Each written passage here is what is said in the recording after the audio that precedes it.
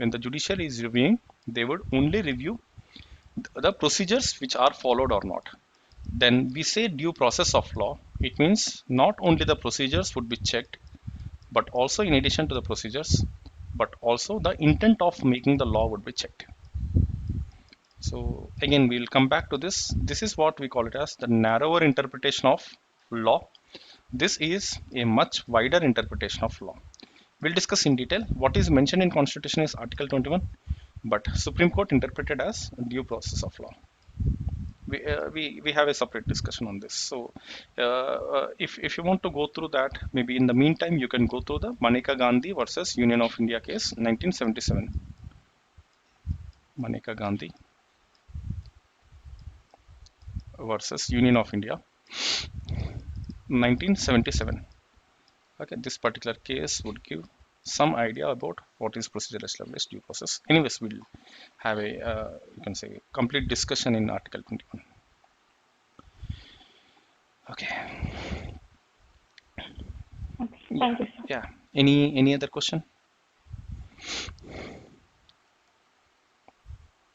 Any other question or anything you wanted to share? Otherwise, can someone please tell me where exactly we stopped in the last class? Did we cover preamble, all the keywords, or did we not? Or you forgot? Okay, I think like we covered the preamble, right? Like if not, do let me know. Or any keyword we did not covered, or are we good on this? Okay, I believe like we have covered the preamble, right? So let us get started with the interpretations of your preamble. Like when we started our discussion, someone wants to speak, you can speak. Otherwise, you can keep your microphone on mute. There is a echo. Okay, if you want to speak, you can always stop me and feel free to interrupt. Okay, so now when we are discussing about the preamble, so we started with the three questions which come up when we are discussing with preamble. Now, what are the three questions? Whether preamble is a part of constitution or not.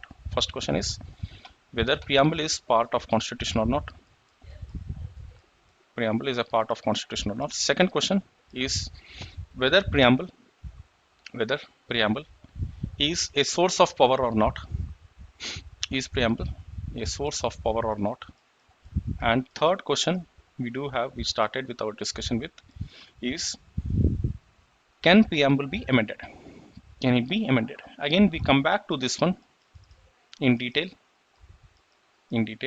but for time being, you can write down the cases, specific cases. First one, whether preamble is a part of constitution or not. Okay, you can write it down. The first question, whether preamble is a part of constitution or not. Constitution or not. Okay, the first case is called the Berubari. The first case is called Berubari. Berubari is a territory in West Bengal. Berubari versus unknown. Berubari versus unknown 1960. This is often called as Berubari case 1960. Now, whenever we are talking about the cases would be like this. A first litigant X versus second litigant Y.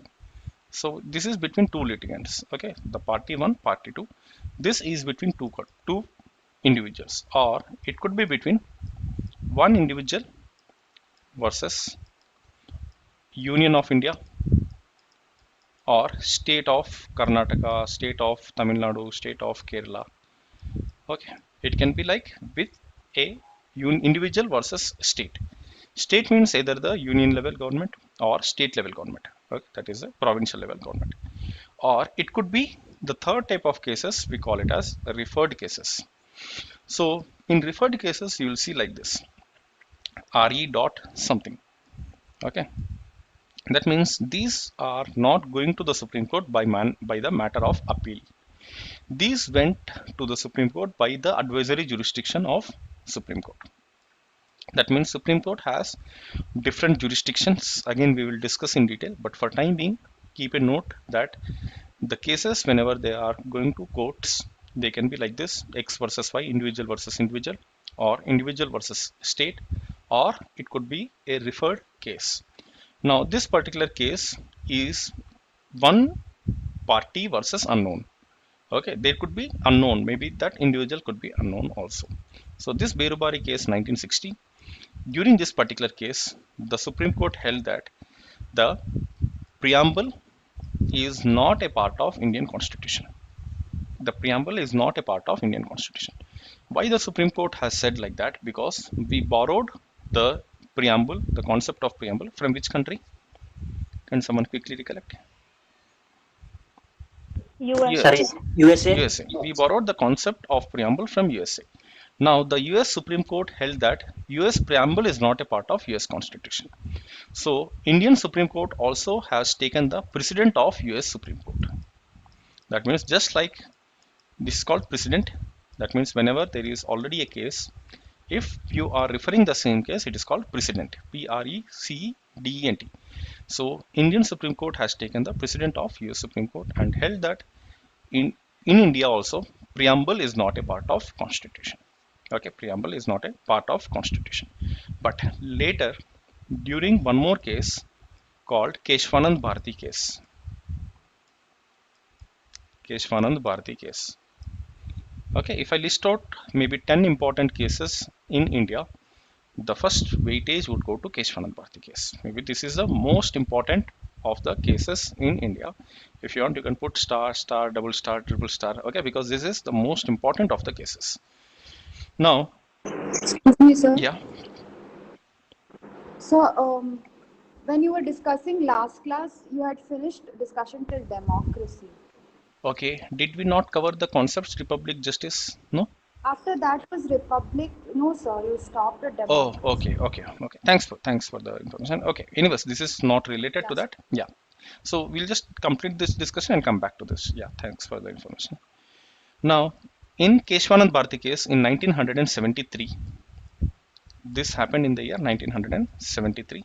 In 1973, the Supreme Court held that preamble is a part of Constitution. Now, Supreme Court can change its verdict. Now, Supreme Court is the only court in India which can change its verdict. No other court in India has the power to change its verdict. This is what we call it as doctrine of prospective overruling. If you want, you can write down all this. Doctrine of prospective overruling. Doctrine, if you want, I can put a note. Doctrine of prospective overruling or revisory jurisdiction of Supreme Court or revisory jurisdiction of Supreme Court. Okay, I kept it in the chat. What is doctrine of prospective overruling? So you can just go through what is doctrine of prospective overruling and what we call it as revisory jurisdiction of Supreme Court. Now these are the legal terms, not much required, but sometimes it would help you in writing a better answer. So if you're already preparing for this, maybe you can use these words, okay, so that you'll get some additional you can say weightage in your answers when your answers are getting evaluated. Now, how exactly the Supreme Court can change its verdict? This is what we call it as revisory jurisdiction of Supreme Court or doctrine of prospective overruling. So whenever a particular case is being heard, so it would be not heard by one judge. Generally, it would be heard by a group of judges. A group of judges, in legal language, we call it as bench. Okay, a group of judges, we call it as bench. Now, the bench, how many judges would be there, who would be there, would be decided by Chief Justice of India. Depending on the gravity of the case, the importance of the case, maybe the Chief Justice of India would decide, a three-judge bench would discuss upon this particular case. Or if it is more important, if it is a constitutional case, a five-judge bench would hear upon this particular case. This bench, the number of judges to hear would be decided by Chief Justice of India. Okay. Now, whenever we are seeing that the Supreme Court is changing its verdict, this can be done only with a higher judge bench. Okay, this can be done only with a higher judge bench. That means if a five judge bench has given a verdict, then only a higher judge bench, that is seven judge bench, can overturn the verdict. Okay, that is what we call it as doctrine of prospective overruling. That is, if judiciary is or Supreme Court is changing its verdict, that means only a higher judge bench can give a different verdict from that of earlier verdict. Now, the Keshwanand Bharati case is important for multiple reasons. One reason is this is the highest judge bench constituted so far in India. Okay, it is a 13 judge bench. So generally the benches are set up in the odd numbers to have one unanimous opinion.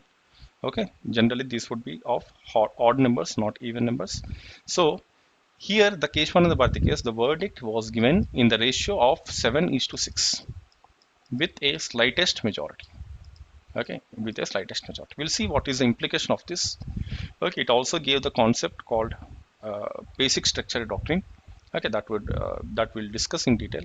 But for time being, make a note that in Berubari case, Supreme Court said no. In Keshwanand Bharati case, it said yes, and only Supreme Court changed its verdict.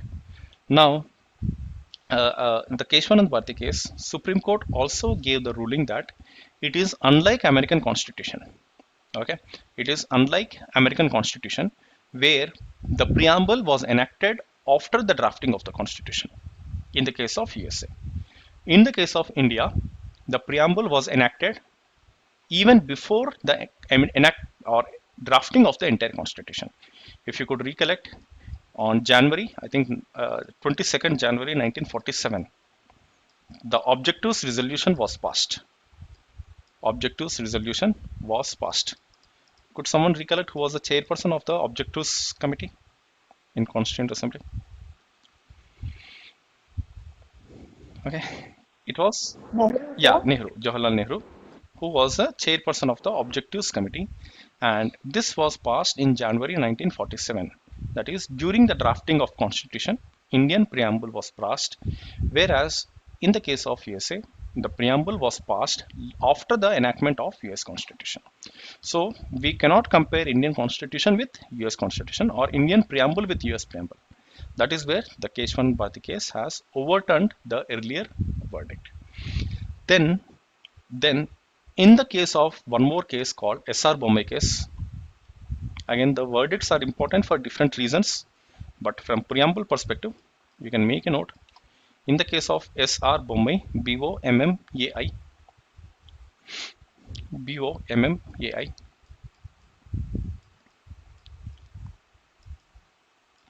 S.R. Bommai, 1994,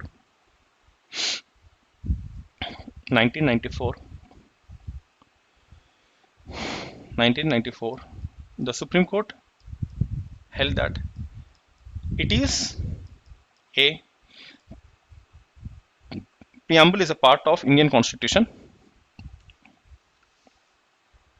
Preamble is a part of Indian Constitution,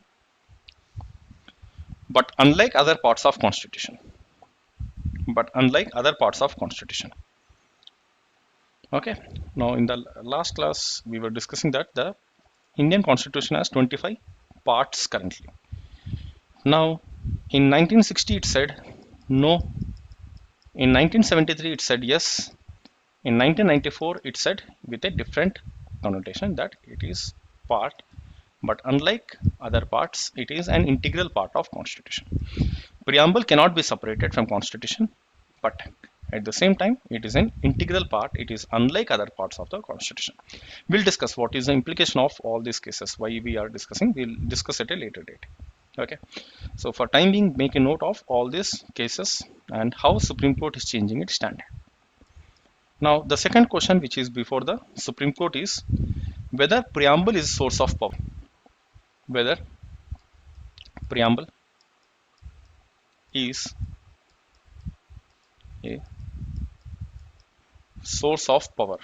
The second question the Supreme Court has to answer is whether preamble is a source of power. Here you can write few cases.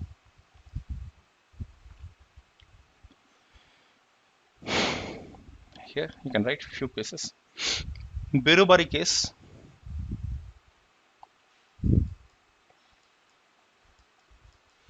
Berubari case,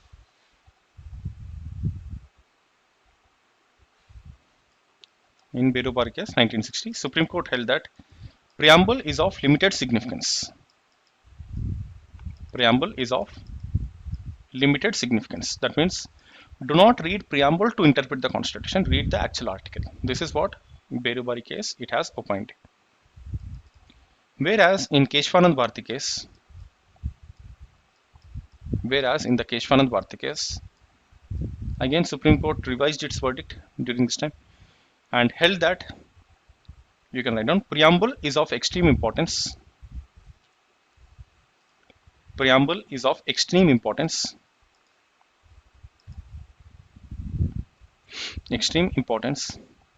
And the noble vision of constitution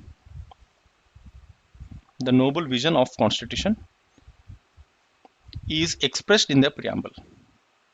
The noble vision of constitution is expressed in the preamble.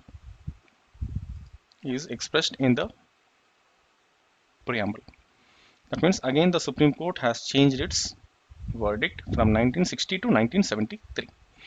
We'll see why the Supreme Court is changing its verdict. Again, when we are discussing in detail, okay, mostly Article 13, we will discuss in detail about why the Supreme Court is changing its stand, what are the other political developments which are happening in India during this particular time. Then only we will be able to appreciate the Supreme Court's ruling. Okay, for time being, just make a note of these cases. Then, can preamble be amended?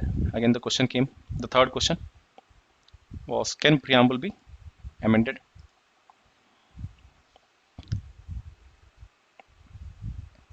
Okay. So, in Keshwanand Bharti case, can preamble be amended? Third question is Keshwanand amended. So, here you can write down in Keshwanand Bharti case 1973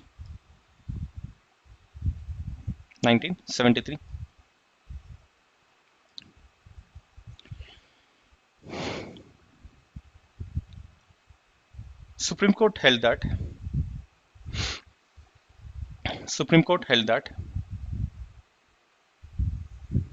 preamble can be amended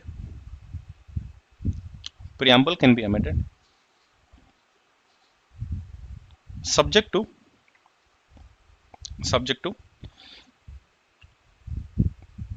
the basic structure of constitution. Subject to the basic structure of constitution.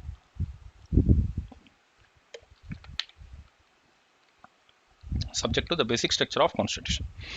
Underline the words basic structure. Underline the words basic structure. Okay, you can just write one more point. In 42nd Amendment Act 1976, in 42nd Amendment Act 1976, okay, again this is a most important case.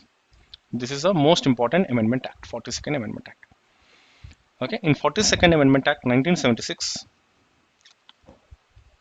preamble was amended.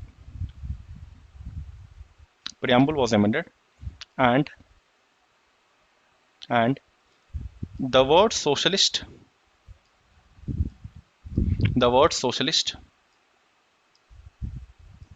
secular,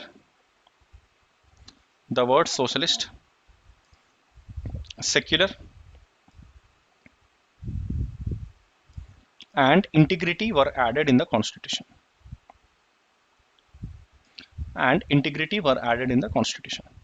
So these words were not there in the original constitution.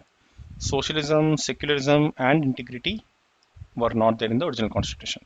So if you see the original constitution, okay, the original constitution, It only proclaimed India into sovereign democratic republic.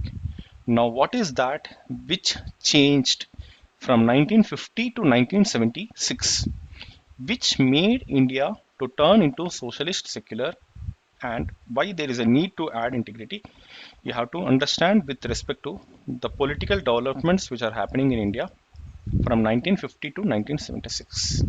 Without this, you will not actually appreciate the changes which were made in the constitution. So for time being, we only remember that the constitution.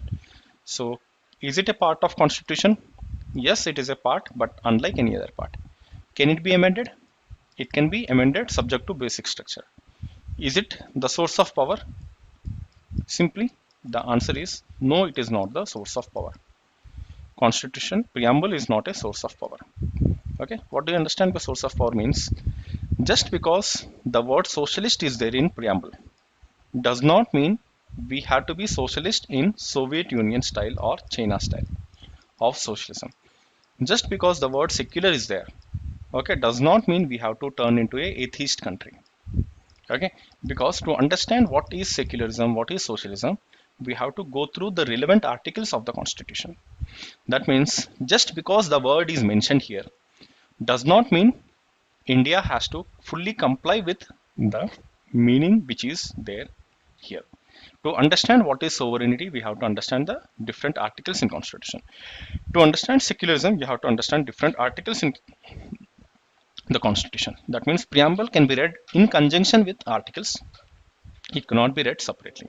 That is why it said that it is a part of constitution. In fact, it is an integral part of constitution.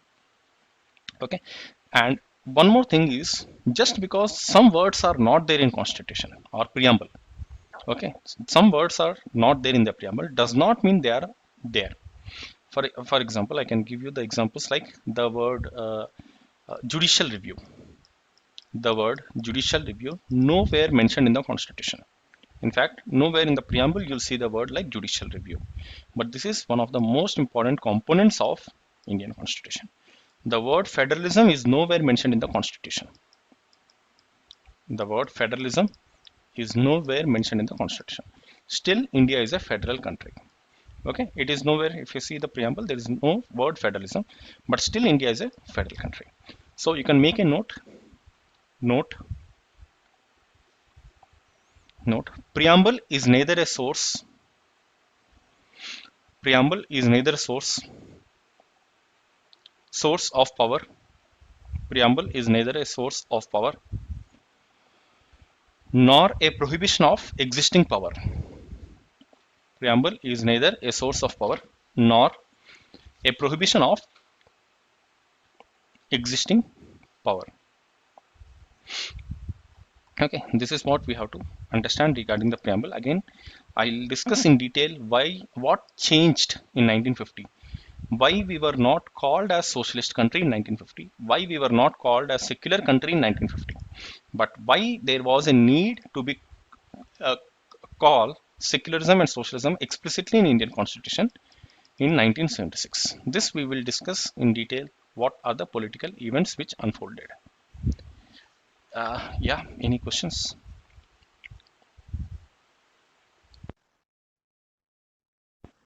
Any questions, please feel free to stop. Okay, you can always stop me, interrupt me. It's completely fine. Okay, otherwise we'll move on with the discussion. Now, in the last class, we were discussing that India is a democratic, but India is not a direct democracy. India is an indirect democracy in the process of transition to participatory form of democracy from representative form of democracy. Now, the question comes, what is direct democracy? Did we cover this? Did we not? Democracy we covered. What is direct democracy? What are the pillars of direct? Representative participatory. Okay. What are the pillars of direct democracy? Did we cover? Anyone? What are the pillars of direct democracy? Okay. Sir, we can elect the election would be there in representative democracy also. So yes. What is the direct democracy? So we were, if you could recollect. Representation and Okay. participation. Democracy is two types. One is indirect, one is direct. And within indirect, again two types: representative, participatory. Many scholars call India is just a representative. Some scholars call India is participatory, but this process is not complete. Now, where are we? That is a debate. See, this is what is factual is we are somewhere between representative to participatory. Okay, but where we are, this is a question. Some say we are tilted somewhere here, tilted somewhere here, or somewhere in between. We do not know. That is an open debate. Now, the question is, when we say indirect and direct, what do you mean by direct democracy?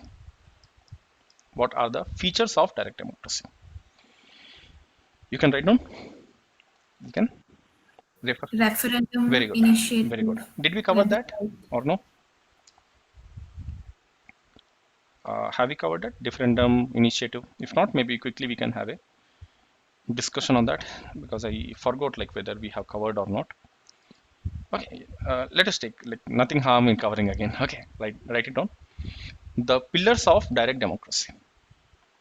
Pillars of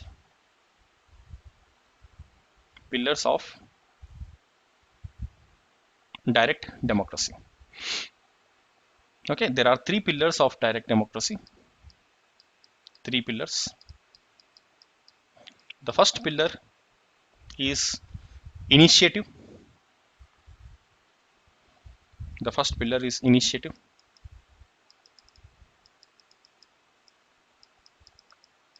The first pillar is initiative. The second pillar is referendum.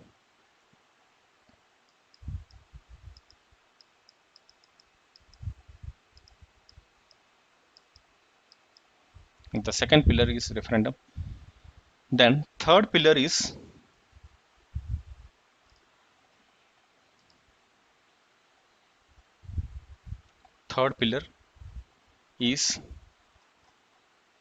recall.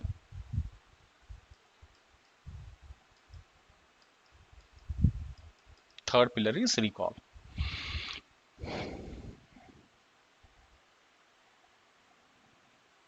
Okay, referendum, initiative, direct, okay, and recall.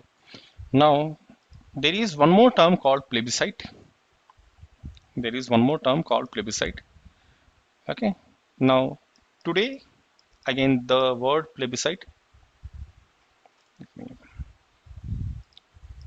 is debatable whether it is part of direct democracy or not.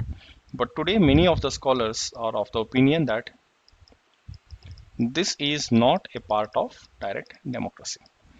Okay, because today many even undemocratic countries or indirect democracies are also conducting the process of plebiscite. Okay, now first of all, what do you mean by initiative? Initiative means citizens giving the subject to the government on which the law has to be made. Okay, that means we are giving the subject or topic on which the law has to be made. This is what we call it as initiative. Okay, for example, let us take there is no law for vaccination in India. Okay, on how the vaccination should be done, who should be held responsible if the vaccination process is not done. Okay, now let us, if you want a particular law should be there on vaccination in India, then in that case there is no formal mechanism. You can ask the parliament or assembly to make a law. Okay, so in India, if you want to make a law, then there you have to go for you can say the hartals or protests or Jantar Mantar or India Gate. Then only you can go for a law. For example, you would have seen the movements, the anti-corruption movement, Lokpal, Lokayukta.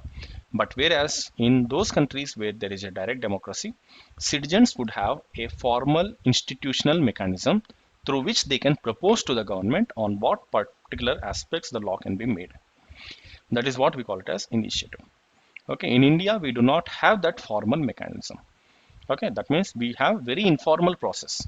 Maybe the media might bring up, maybe the Supreme Court orders, maybe any we were discussing in the governance class when uh, uh, India has signed a treaty with you and then we are making a law.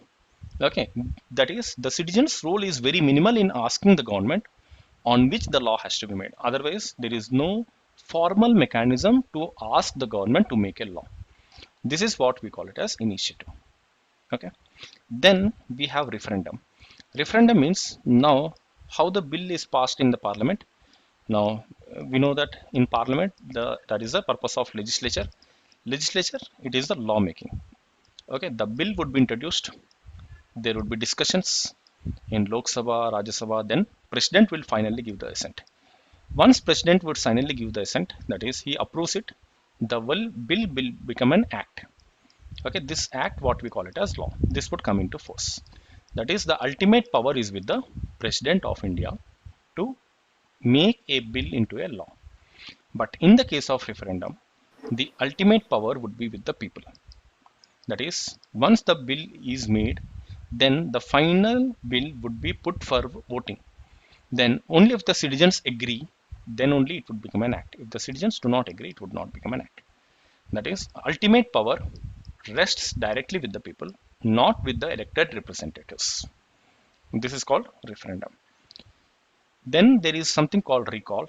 Recall means if you elect someone, okay, if the elected representatives are there, if you are not satisfied with the performance of your elected representatives, you can call them back. They will lose their office within their the tenure of their completion of office.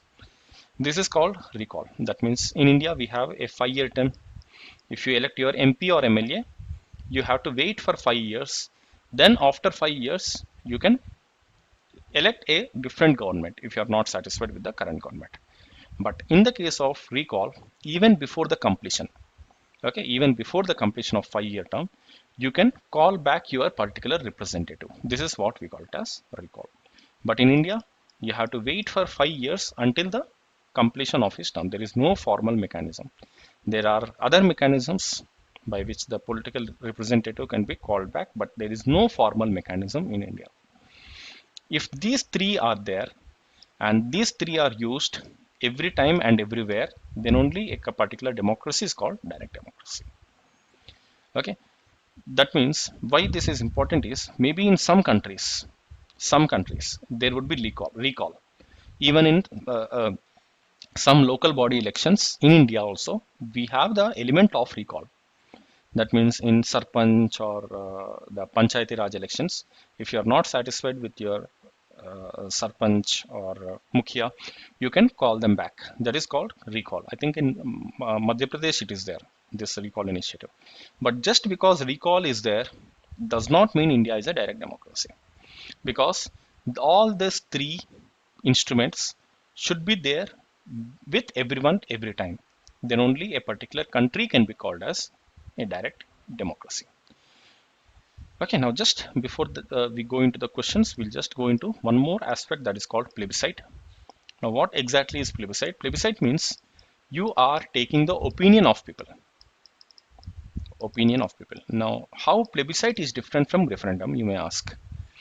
Now plebiscite is you are taking the opinion of the people. This is not binding on government. Whereas referendum is binding on government. That means when you put forward this particular bill, okay, you make the law and particular bill would be put for referendum. If people passes, it would become a law. Otherwise, it would lapse. That means the final authority is with people. But here, it is just collecting your opinion. Collecting your opinion. Like, for example, like many countries use the plebiscite. Even in India, we have conducted plebiscite, like during the integration of Goa. Okay, during the integration of Goa, we have conducted a plebiscite. We asked people whether they wanted to merge with Maharashtra or whether they wanted to remain as union territory. And Goa, the people of Goa said that our culture is distinct. We wanted to remain independently, with as a union territory. Okay, not within Maharashtra. So that is why Goa was made into union territory. Later in 1987, it was given statehood. Okay. Now, the plebiscite is conducted in India. Plebiscite would be conducted not only in democratic countries. Okay, all these are democracies. Even in non-democratic countries also, plebiscite would be conducted. Okay, like in China, plebiscites would be conducted. Even in countries where the dictatorship is there, plebiscites can be conducted.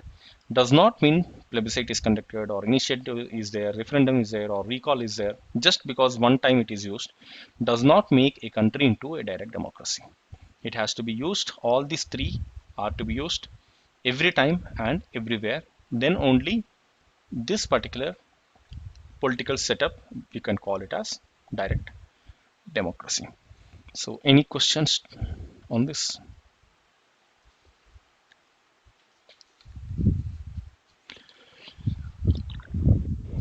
So, for recall, how do they garner the public majority, sir? Like, if there's no majority, Yeah, then yeah, it yeah. won't work, So, right? just like we go for an election, so there could be even today in India, if the law representative dies or if he steps back from the office, there would be by election. Okay, in the same way, there would be some other election in the meantime. Maybe instead of 5 years, there could be some kind of midterm elections, which is quite possible. Like one challenge in India is having recall would be very difficult because the Indian society, first of all, it is not as much matured. Okay, we are not a mature democracy, and most importantly, there are huge amount of resources spent for elections. So again, spending this much of amount every time for public representative is it really worthy or not? That's what is the question. So Election Commission has said that recall we cannot introduce in India today. So recall, there are you can say examples within India itself, like the local body elections. Some local body elections they are using the principles of recall. It is there. So it is just like the maybe in the corporate there is midterm appraisal. Okay, within 6 months they will appraise. They will check your performance. In the same way, for MPs or MLAs also, it is just like think of like a midterm appraisal. Maybe instead of waiting for 5 years, okay, after 2 years or 1 year, there will be some kind of feedback mechanism that they are performing well or not. If not, they can be called back from the office. Okay. Any other questions? Okay. I hope in the last class we were discussing that direct democracy is not cannot be there in countries like India because we are still in the process of moving forward because the people's priorities are not just governance, there are much more other pressing priorities in developing countries. Maybe in countries like Switzerland or Nordic countries, it could be possible because they are mature democracies where there are having very high levels of HDI. Okay, very high levels of HDI, human development indices, because the people priorities is something different. But in country like India, the people's priorities are mostly on livelihoods. Okay, because we do not have proper HDI, okay, human development indices. So people in India, most of the times they are bothered much about their livelihood, and people's participation in democratic process is very limited. That is why countries like India, which are developing in their nature, the concepts of direct democracy cannot be applied suddenly. Definitely, direct democracy would be like a game changer, but it is a very distant dream for a country like India because we are still in this phase somewhere here. From here, we have to move to here. From here, we have to then move to here. Now, this is a logical end, but whether India is ready or not, today India is not ready to directly go for this particular form of government. So, it is still a long way to go. And most importantly, we were discussing democracy. India is a political democracy, but India is not yet a social democracy.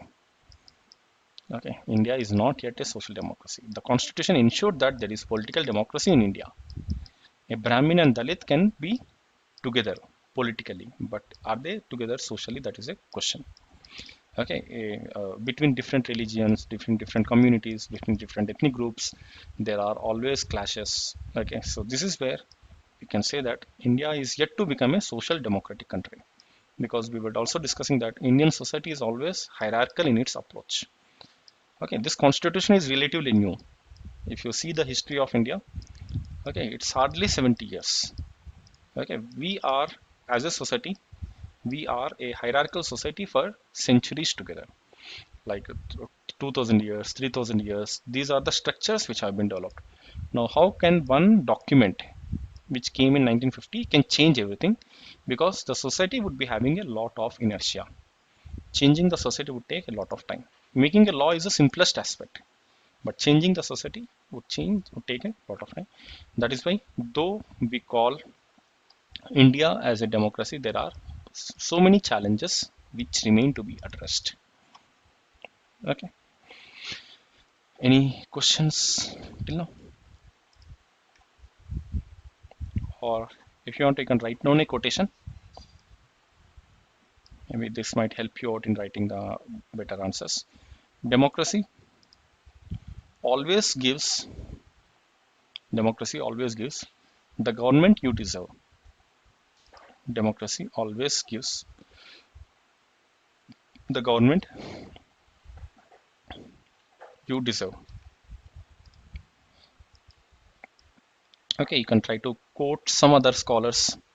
Okay, again, do not only quote Abraham Lincoln definition of democracy. Okay, when you're writing your answers, you can quote some other scholars. Maybe I'll put one more scholar, Amartya Sen. Okay, no, you can. Democracy is not just a precondition. Democracy is not just a precondition for development.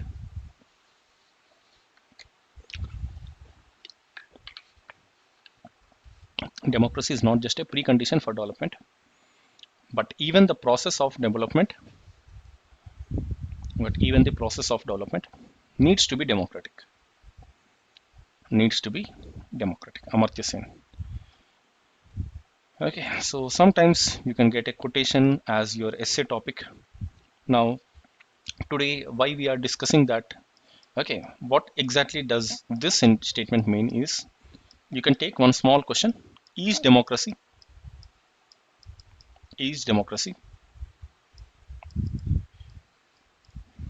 an hindrance for development? Is democracy and hindrance for development? Is democracy and hindrance for development? Okay, now why we are discussing that? Why is democracy hindrance for development? Because there are different quarters.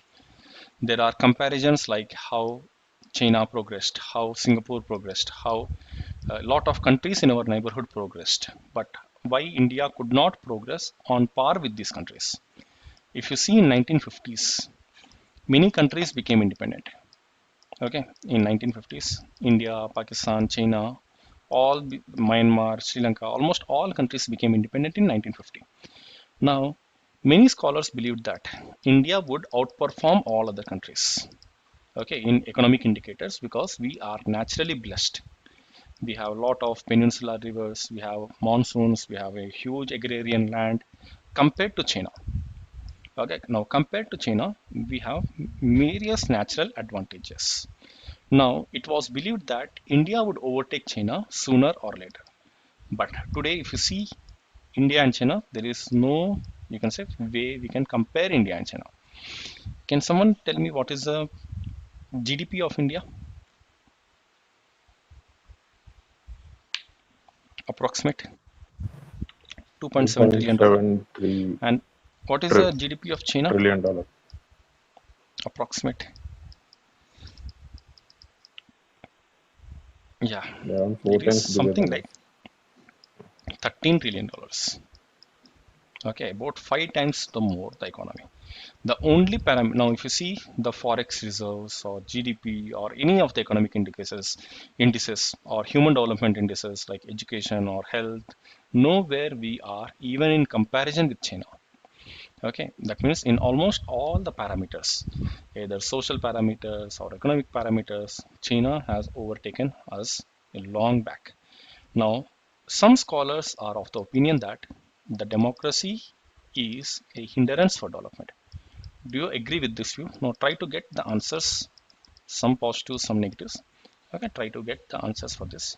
So the China model of development, was it, what would it have been more helpful for a country like India, because today we are discussing about the economic growth, the development. Okay, so maybe you can get some answers for this. So I hope like we covered the concept of democracy from multiple viewpoints. Take down one more question if you want. Okay, just as an additional work, if you want, you can take it down. Is democracy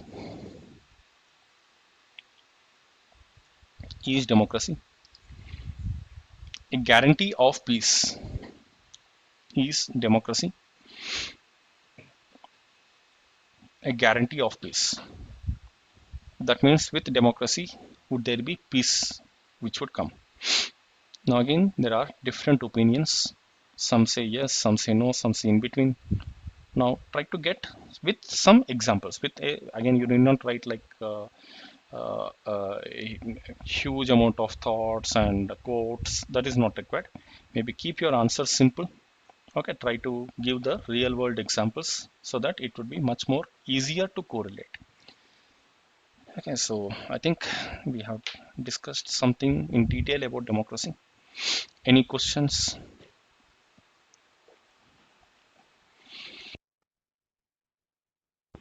Okay, take it as a no. Moving forward, republic.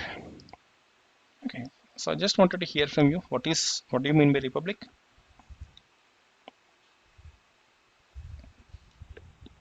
Yeah, head of the state. Head of the state. Head of the state is elected by Okay, people. not completely correct. Okay, but on the lines. Now, head of the state in India is president. Now, the office of head of the state is not hereditary. Not hereditary.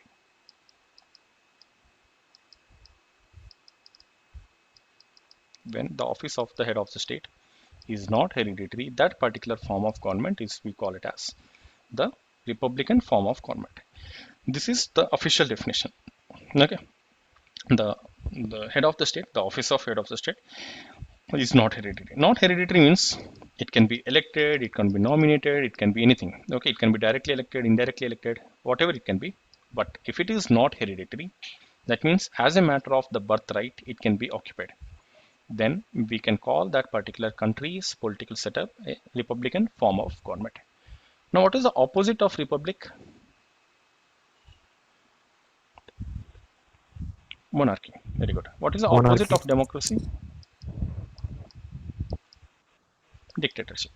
So I think in the last class we were also discussing that a country can be dictatorship and republic. A country can be monarchy as well as democracy. Now, can you give an example of a country which is monarchy and democratic? UK and any other? UK.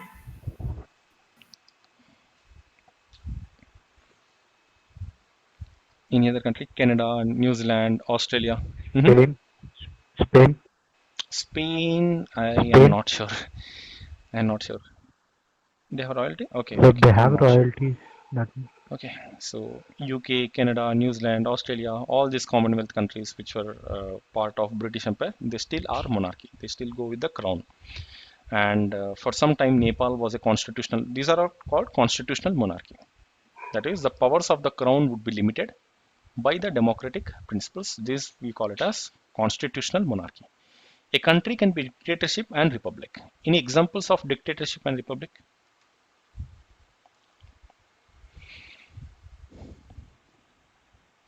Dictatorship. I do not call China dictatorship. Germany not dictator. Germany, sir. Yeah. Hitler's Germany, Adolf Hitler. Hitler and Mussolini, they are not from royal families, but they made their countries into dictatorships. So what we have to understand is dictatorship is different, monarchy is different, because a country can be republic and dictatorship. A country can be democratic and monarchy. But India is democratic and republic. So do not get confused with these terms. Okay, monarchy and dictatorship. Now, what exactly is the meaning of republic? Republic, we discussed that the head of the state, that is president in the case of India, the office of head of the state is not hereditary. But what exactly is this implying? This is just symbolic. This is just symbolic. Now, what does this symbolizes? This symbolizes that none of the public offices in India you can claim as a matter of your birthright. You should have merit. You should be doing the hard work. Either with merit or hard work, then only you can claim that you have the right to occupy that office. Okay, not by your birth. Now, this is something very important in a country like India, where we have the birth-based occupations. Now, as I told, like caste system is deep rooted in Indian society. Okay, because of this, we had birth-based occupations. Now, in a country like India, it becomes even more important to show symbolically that even the highest office in the case of India, anyone can become the anyone can hold the highest office in a country like India. Now, this is what the actual idea of republic means. That means none of the offices in India you can claim as a matter of your birthright. You have to make yourself worthy to occupy that office. That is what the meaning of republic means. Now, what are the challenges to republic in India? Can anyone tell me? How can we say India is not a republic country?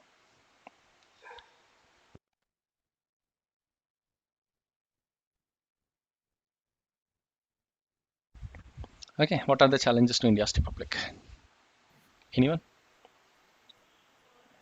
Okay, Nepotism or partly partiality? yes.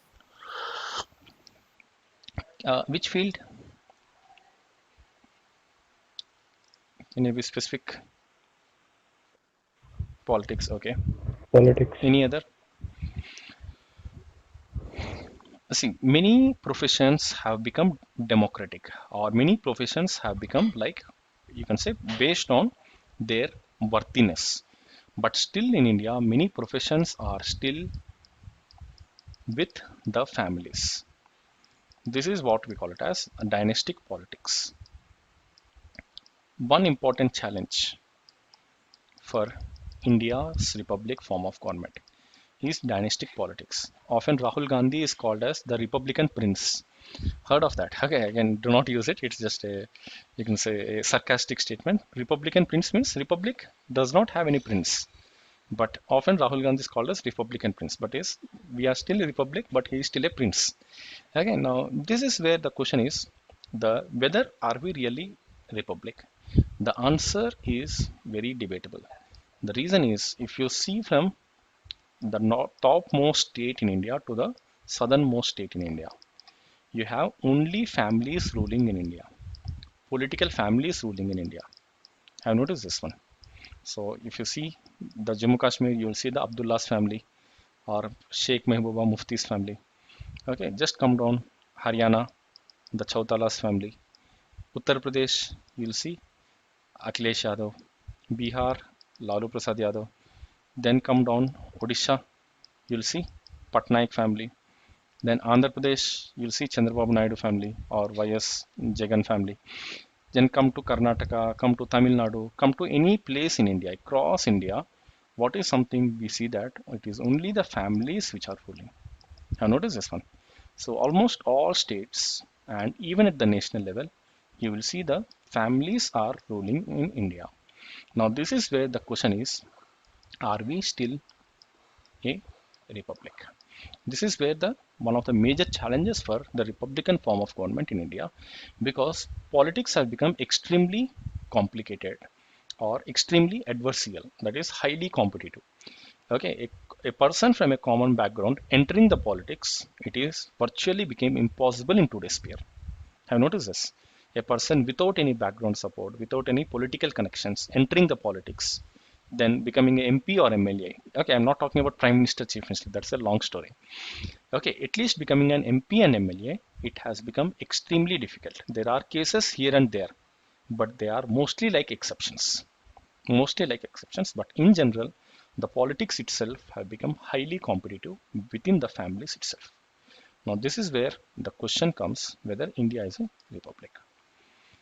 Okay, I hope I gave you the different challenges to all the keywords which are there in the preamble of India. Now, I gave the challenges. Now, how can we say that India is a sovereign country? What are the arguments would you put forward? to say India is a sovereign country? Sir, the decision were taken. It may be a external or internal. Okay. Take its own, sir. Uh, can you better explain it or elaborate upon this? Any with specific examples? Yes, sir. Yeah, sure. There is no intervention of other countries in such a taking of decisions. Okay. Okay. So first of all, could you quickly recollect what are the counter arguments we put forward? Okay, I'll just make a table maybe. That would be better. So the decisions we make have been So dictated I hope, yeah. by the I agreements said we I gave some signed. points here like WTO, R2P. Could you recollect?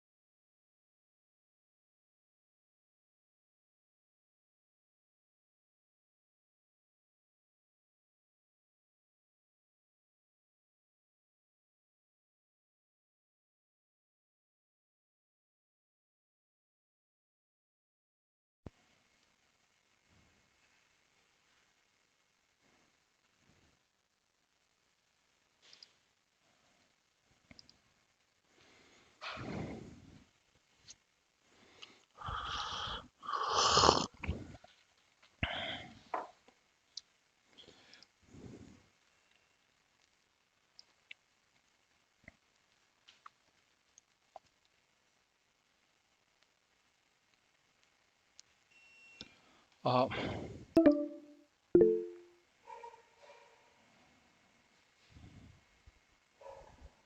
hello.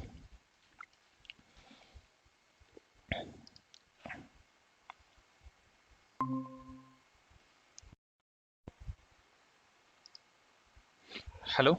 Am I audible?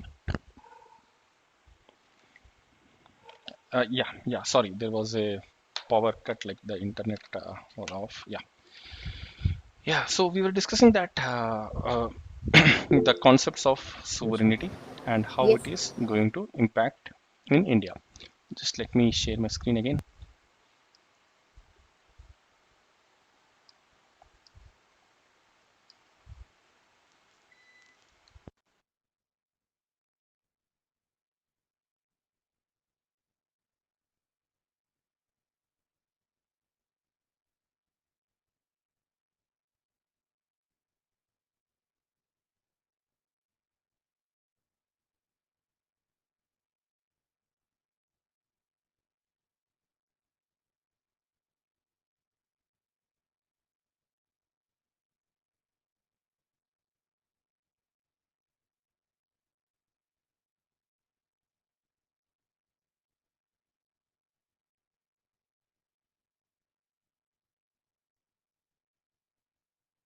Okay. Am I audible now again?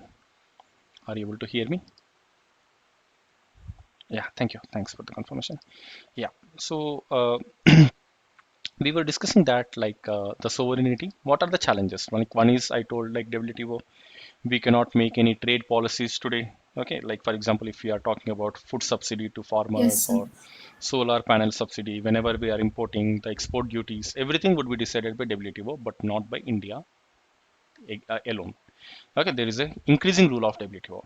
There is increasing role of international institutions like World Bank.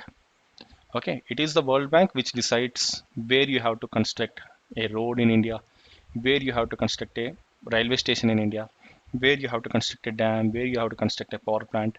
These decisions are not anymore taken in India, but rather being taken in Washington or Beijing, like institutions like AIB. Heard of AIB? NDB?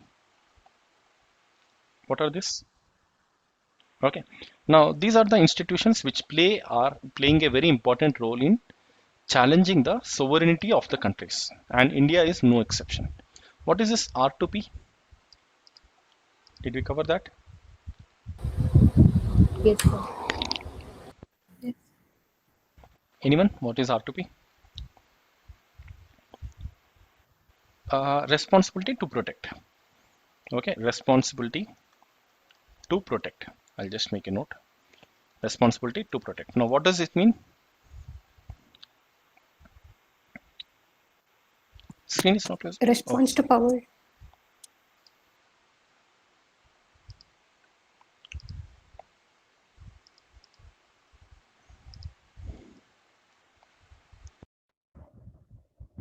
Your screen is not visible.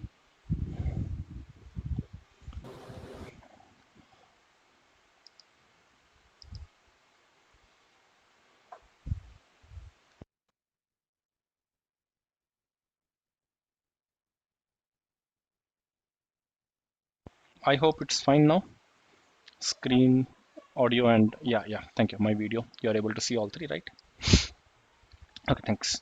So we were discussing that the decisions are no longer made in Delhi, but it is being decided in Washington or Beijing, where India should construct the road, Yes, sir. instead of construct the power plant. India should have a Yes. railway station or airport. Everything would be decided by these organizations currently. Okay, this is one thing. Then, whenever we are importing the hydrocarbons from Iran, for example, when we wanted to import petrol from Iran, Trump says do not import from Iran, and we are stopping importing from Iran. Have you noticed this? These are all putting the questions that is India is really sovereign country, and what is this R2P, responsibility to protect?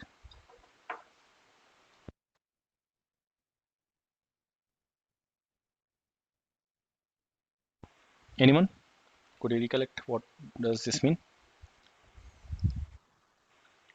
No, no, no, no, no, no. That is CSR, corporate social responsibility. That's different. Okay, responsibility to protect. This is something related to United Nations Security Council. United Nations Security Council. Simply put, United Nations Security To Council control and the its corporate organs, the from UNSC more can power. attack a particular country if there is Mm. a violation of human rights in that particular country. Now, this is always a threat for any country, but countries like India, many a times United Nations has condemned India's policies in Kashmir, India's policies in Central India, the way we are dealing with the issues of Naxalism, the way we are dealing with the issues of insurgency.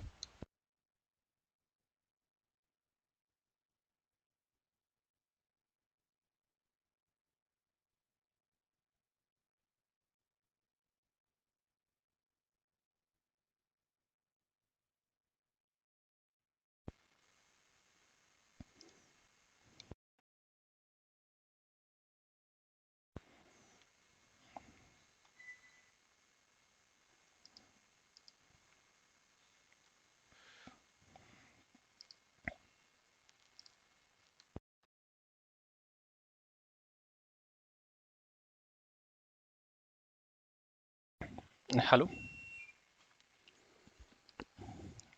hello. Yeah. So there has been frequent power cuts. Yeah, I'm sorry for that. Okay, now I hope you are able to see my screen also, right? Everything is fine. Okay. So okay, I disconnected everything. I'm just connected with my mobile. Okay. Now, yeah. Now, what exactly happens was like these Yes, are sir. like the threats to Yes, sir. sovereignty for any country. Now, how can we say that India is still a sovereign country? I put some arguments against, but how would we say India Yes, is sir. a sovereign country? Any arguments?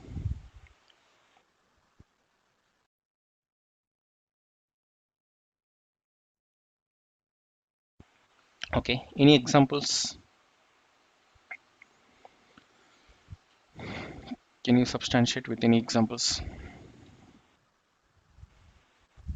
Okay, okay, So when it challenges the national interest, okay, I very good. think we Any other example? See, most importantly, what we have to understand is the recent ban on uh, TikTok also they all these went and international complained, organizations like WTO or but India World Bank overruled or it, telling that AIB it or is RCP, related to the all these national security. organizations, India is joining voluntarily. That means why India is joining, because it would be beneficial for India. Maybe for a certain policy, it could be against India's interests. But overall, India would evaluate that being part of this organization is much better for me than to remain outside. That is the reason we are a part of all these organizations. either WTO or World Bank, EIB or NDP. And once you join an organization, you have to go and play the game as per their rules. Now, as long as India believes that this is good for India's interest, we are remaining. That means India is a sovereign country if at all it feels that its interests are threatened being part of that organ. It can always come out of that particular organization. There is nothing which is stopping India because we are a sovereign country. Is it clear? That's where we have to make it sure that though there are challenges to sovereignty, in fact, India is much more stronger in 2020 than it was in 1950. Now, if you see the sovereignty of India in 1950, we had multiple challenges, both internally and externally. Compared to 1950 India, the 2020 India is much more stronger and much more assertive. In fact, the sovereignty of various countries is reducing, but in fact, the sovereignty of India, because of globalization, is increasing. Okay, is it clear? Any questions till now? Are we good? Frozen? Let me.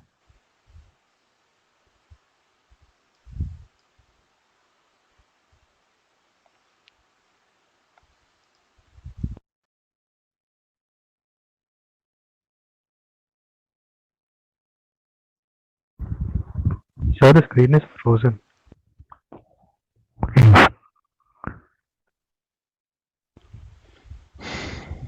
Okay, now is it better? Are you connected with the Wi-Fi now?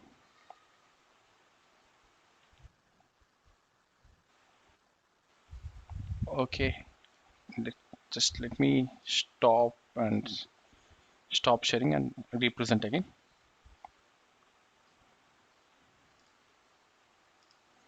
Okay, now please let me know if you are able to see it. It is in the same position where you left off. Okay, thank you.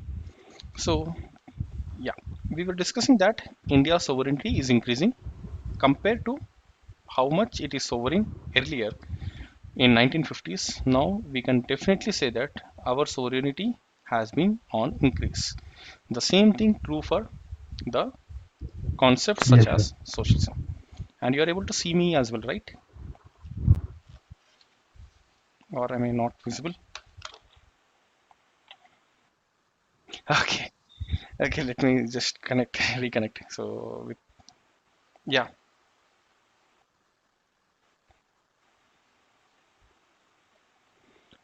okay, okay. Otherwise, yeah, now the Wi-Fi has come again. I reconnected with the Wi-Fi. I hope like now it should be clear. You're not. Yeah, yeah, yeah. So let me Bharat, see if at all again the power what you can goes do, off, you then can we'll switch see. off your video and you can just show the screen. So maybe you will get a better bandwidth.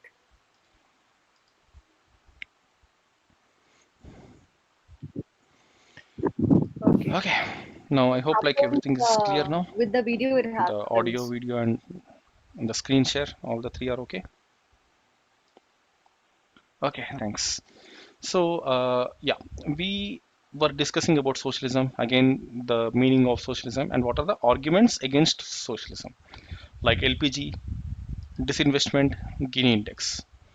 Okay, could you recollect the discussion? I hope any questions on this? Like, we discussed in detail, but I wrote only the few Yes. points so that you can recollect whatever we have discussed. Okay, then how would you say that India is a socialist country? One thing by which we can say that India is a socialist country, we are running different schemes for vulnerable sections of society. Now, I hope in the last class I shown you that frightening page 400 plus schemes run by only government of India.